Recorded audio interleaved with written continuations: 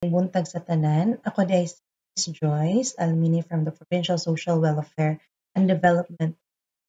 So, I'm handling the women and the solo parent program sa PS Provincial Social Welfare. As much as possible, it is my great privilege na mo-join no sa ato ang stakeholders forum. Apparently ongoing ang ato ang bazaar ni Juana at anak no in line sa ato ang National Women's Month celebration. So we come up with an idea na to use no virtual technology. So this presentation is recorded. So you can use it in the presentation of services kung gusto ninyo po ihanyag unsa ang ato ang mga nagkadiiyang mga serbisyo ato. So ang Provincial Social Welfare and Development Office no is under the provincial government of Sur. So ang among opisina is situated at Patinay, Prosperidad, Agusan. Demokrito o Plaza Government Center. So ang PSWDO no yan dapit nakabutang linya sa DOPMH na hospital. So ang among office are catering a lot of services from different sectoral groups from womb to tomb. So pinakauna nga serbisyo nga pwede ang under sa Protect the Child, mga kabatan-o protection advocacies, pinaagi ni ana no mapaabot nato kung unsa ang mga balaod nga proteher sa atong mga kabatan. Aside from that, gahatag po ta og mga technical assistance sa ato ang municipal o barangay council for the protection of children. Another is gakandak po tag mga case management and referral services. So kung naatay mga kanang kabatan-una no nga kanang ning-agi o kanang abuso, so naapod tay gyapon mga different services nga gina-offer diri sa PSWDO. Ngano kinahanglan man ta makabalo ani nga no women man ta na ang participants is good to note na bisan pa og kanang women ta kabalo pud ta ani nga mga wala ta kabalo in our community while we're doing our mga programs, we're implementing our programs sa atong nagkadaihang mga barangay. Kasi natay mga cases ka ma-encounter at least, no? Kabalo ta kung saon nato tudlo, nato i-refer. So, ang PSWDO gatag po ta og financial assistance para facilitate ang kanang kaso sa bata. So, inclusion ni kay pwede nga ang purpose sa pag-process assistance kay paghatag og kanang pag-facilitate sa filing sa cases sa korte kay it entails a lot of funds no kay magbiyahe-biyahe ana so kinahanglan og kanang transportation. So pwede po na nato ma-facilitate sa PSWDO. Another one is kanang for the availment of kanang laboratory ana case nga kanang ang bata kinahanglan og mga medical services so, under sa case management. So kung mga itong financial assistance at ang kinahanglan nga mga requirements are the following. And certification, barangay certificate of residency, photocopy of the valid ID. Tapos intake interview na mo through sa among general intake. Sa sunod, bata man to kagaina. Karon dili na pud sa ato ang mga youth, no? 15 years old to 30 years old. So, naatay ginatawag nga uswag kabatan which entails sa mga different nga mga services diri is naatay mga technical assistance to LYDC and PYEP, Local Youth Development Council and the Philippine Youth Fronts.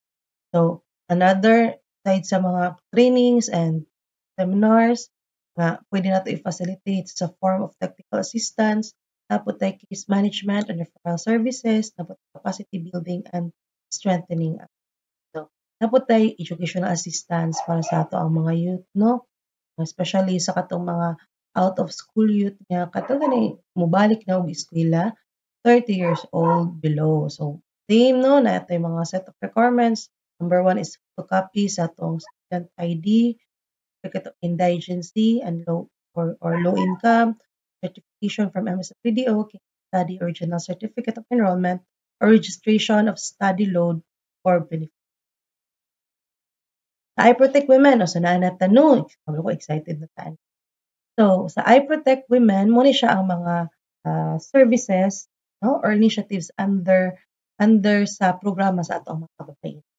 So, the same, naghapon tayo mga social protection advocacies, unsa man nga mga ma'am, so diri kinadiscuss, paabot nato ang mga balaodon kabahin sa RA 92 or ang Anti-Violence Against Women and Their Children, sa Magna Carta on Women, apoy sa anti-trafficking persons. So, no, daghan. Apoy anti-child marriage, ang gina-advokasya nato. So, sulod na siya diri sa mga social protection activities. Sunod na po tayo technical assistance sa ato ang city or municipal council on anti-trafficking violence against women and their children. Kay galingkod pud no sa council ang atong mga kabainhan is usa sa kanang basic or pinaka required no nga ingkod sa ato ang LCAT VAUSI sa munisipyo, LCAT VAUSI or city municipal Committee Against Trafficking and Violence Against Women sa barangay ato mga women kinahanglan jud tayo miingkod sa ato. Ughatag tag mga technical assistance ani pinaagi sa mga capacity building kay aron nga ang ato ang mga kababainhan ug konseho kanang mahimong equipped no nga mo implementar sa mga programa kabahin sa pagpater sa ato ang mga kababainhan. So dako og scope no ang ato ang konseho kay pinaagi niini kanang mas mapa-ug-at palalom nato ang ato ang mga intervention kabahin sa kalihukan nato sa atong mga kababain. Another is kung naay mga naabusuhan nga mga kababainhan kakandak sa case management and so ang ato ang mga kababainhan pud no the same with akong ingon kagaina sa ato ang mga kabatan-unan kung naagi og pang-abusar no pandagmal under RA 9262 sexual abuse kanang tawag ani physical, verbal no nga pang-abuso pwede day gihapon ngayo kanang hinabang under ni ani basta kay kanang i-file nato ang ato ang PSWDO extend pud ta og kanang financial assistance. Same requirements nagapot kay letter of 10 certification, barangay certification of residence, copy of validation.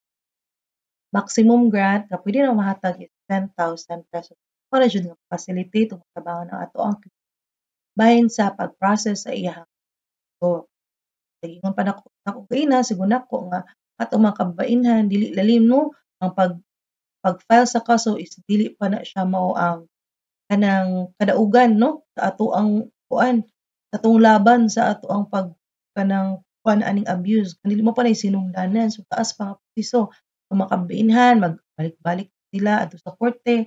So naay panahon nga mawad-an jud especially kay kanang ato ang kababainahan ang uban nagsalig sa iban na unya kung in terms na magbulag no tayo mawad-an ta og kanang source of income.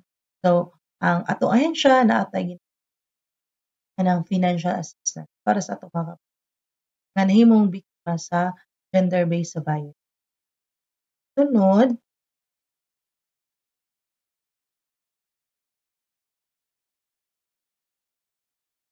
Sunod na po tayo ginatawag nga Inang Tatay Bayanihan.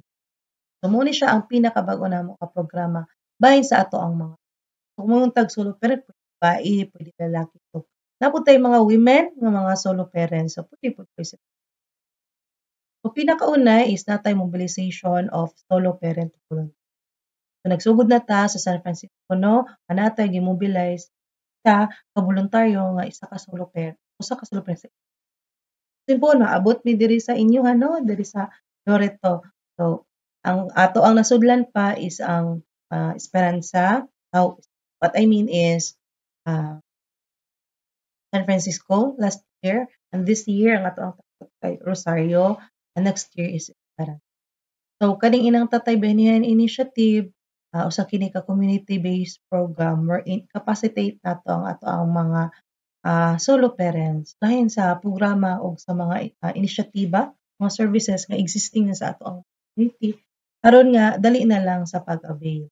Kay ginatanaw po nato nga ato ang mga solo parents are one of our vulnerable. No? So aside sa kanang pag-mobilize no, utilize sa ato ang resources pinaagi sa ato ang mga volunteers, dapat tay mga capacity to our solo parent. Other is the same pud tay case management and referral. So, good news no, naa pud ay tay kanang under ani nga programa, under ani ining Tatay Bayanihan Initiative, natay educational assistance para sa mga anak sa ato ang mga solo parents. For senior high only, kagainan isgutan nato nga na assistance ang educational assistance ang uswag kabatan-unan which is college no. Anak nato ang mga college 30 years old, 10 to 30 years old. Pag-abot sa mga senior high naapod ano under sa ng Tatay Bayanihan Initiative. Same requirements, letter of intent address to Gov, photocopy sa solo parent ID, certificate of registered or low income, photocopy of birth certificate sa anak, no, beneficiary, and original certificate of enrollment or registration, photocopy of valid ID sa bata. So, kani siya, dili niya siya ma-avail kung wala kay solo parent ID. Yung mga solo parent tiya, kaway-kaway no, mga solo parents, na hindi na mag-comply sa inyong mga ang kaning sa educational assistance, province-wide man ni siya nga. So, bisan pa og taga Betoca, taga Esperanza, taga San Franz, taga Santa Josefa, Veruela, La Paz, pwede kayo kung eligible ka. Puro. So, another is natay community-based rehabilitation project para ni sa ato. So, unsay mga sulod ani nga inisyatiba, naghapon tayo mobilization sa ato different volunteers, capacity building, case management, PW. Naghapon tayo financial assistance ani no, sulod ani nga programa para makapalit og mga medical assistance. Kung natay mga kababainhan no, PWD women, gusto og kana mga serbisyo tumo avail og kana assistance para makapalit og mga kanang for example assistive device such as wheelchairs, canes. So naghapon tayo kana ana nga program. Same na ay mga requirements kay kabalo na ta dili baya ma-process dili mo agta. Kinahanglan jud. Di makaingon mo nga, uy, kadaghan ba requirements aning gobyerno? Ay, dili na lang mo mag-avail ani. Di makaingon mo ana, pero kinahanglan na jud na siya, mo jud na siya ang proseso. Mas as possible gusto po mga gamay ra nga mong pangayo. Pero kinahanglanon man jud. Dagan atong mga appeal, no? Dili siya ma-process, wala po. Same gapon no, like letter of intent, copy sa ID, W certification, agency o medical certificate na state ang recommendation sa doktor. Kinahanglan ka share kay basig mga kag wheelchair niya di ay kay na day mong kinahanglan, mo nang kinahanglan og certification, pwede ra man ta sa malibre no ang ato ang basta public or government dira. Sorry. Another is quotation sa ato ang medical assistance. So, nanapod tayo sa ato ang mga natin ginatawag nga Social Services and Community Inclusive Development Project for Elderly. So, under ani, na-mobilize nga po na to na ato ang mga kaso. Ma'am, senior na nga, volunteer pa man na, ma'am. So, our seniors are already kanang rich with experience. So, is expected nga kanang mag-return back po sa ato. Pero po nga, ang ato ang mga younger generations, muna nga, gina-encourage, senior na, gina-encourage ka mag-volunteer. No, pinagi sa home care nga program. So, kung sa may sulod ani, is na atay capacity building sa ato mga organization, kung na naabusaran nga senior, napotay management referral systems, referral services, then another is the advocacy on the rise of our system. So, senior na no, gikanta sa bata padulong karon sa senior. So, taas jud ma'am April, sorry kayo ma'am April, ingon bitaw ko sa imo 30 minutes jud ni ako ang presentation. So, karon na nata karon sa ato ang senior gap. Na natin ginatawag nga Ordinance number 6. So, unsan di ini sulod ani, ma'am? So, sa Ordinance number 681, sulod ang provision of the nonagenarian. Meaning, ato ang mga senior citizen nag-edad 90 to 99 years old, no? Women or men, makadawat na di ay sila og monetary gift. No? Bongga, 50,000. Dako na, makapalit ng kabaw. So, kaning 50,000 nga monetary gift, no, is intended to the enjoyment sa ato ang mga seniors 90 years. So, unsa pa may ihatag na congratulatory letter gikan kang gov o plaque of. So, sa may requirements ani, ma'am, kay ingon pa nako, dili mo dagan ang papel kung walay attached, walay dokumento. So, nonagenarian application form, tapos tay birth certificate, no, katong issue sa PA, barangay certificate of residency, then certification from MSW. Namo inailhan sa inyong mga barangay nga senior, especially here in Loreto, no, dughan kitag beneficiaries ako. Actually, ang Loreto is one of the municipality daghan kaayo nonagenarian. Sila ang top sa mga sa nag-avail programa. So, kani pud ay nga programa is dili siya limited ra di ay pud ay ni siya sa mga senior citizen. Diri jud gipanganak sa by birth 90 years old to 99 years old nga senior citizen diri sa Agusan del Sur. So, kita ta, ma'am. Na naman ta sa senior. So, mo day nino si kaning lalaki nga nagdunol sa cheque kanina kantiya para mo ni siya si Sir Hector Bianey. So, siya ang focal person aning sa senior citizens. Mo ni siya ang kanang validate ginaadtuan jud ning ato ang mga senior citizens dito sa in partnership sa ato ang MS. So, lastly, no, naatay assistance to individual in crisis. Muna siya ang kanang mga financial assistance or mga hinabang. So, na different yung mga klase na burial sa mga namatay, medical sa katong medical assistance para sa katong mga tambal, hospital bill para dito sa mga kanang kulang, no, kulang ilang pambayad sa ospital og naaputay sa senior citizen nga burial. So, bata karon na ay sugot na putag mga assistance bahin sa patayon. So, hapit na jud day mo.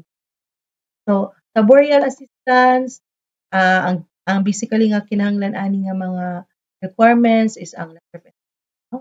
Kang go, and another is certificate of residency or indigency, photocopy of valid ID, and in addition aning sa burial assistance ang death certificate. Then kung mo ngay pud ta og kanang kuan, kanang pampalit og tambal, no, under aning medical assistance, same documentary requirements, letter of intent, certificate of indigency, photocopy. Ang addition ani is ang medical certificate or abstract og ang resita. Then kung mingon pud tag hospital bill, same atong basic nga letter of intent, certificate of residency, photocopy sa valid ID. Ang idugang ani nga kanang requirements is ang medical certificate or abstract then bill sa. Then kung mangayo pud ang atong senior citizen, no, family sa senior citizen nga namatay, no, ning panaw, so naapod tay kanang mahatag ng financial assistance. Same requirements, letter of intent, certificate, residency or indigency sa nag-process, and photocopy of valid ID sa nag-process.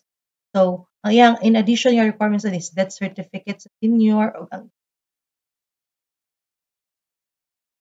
so maora to og daghang kayong salamat. Now,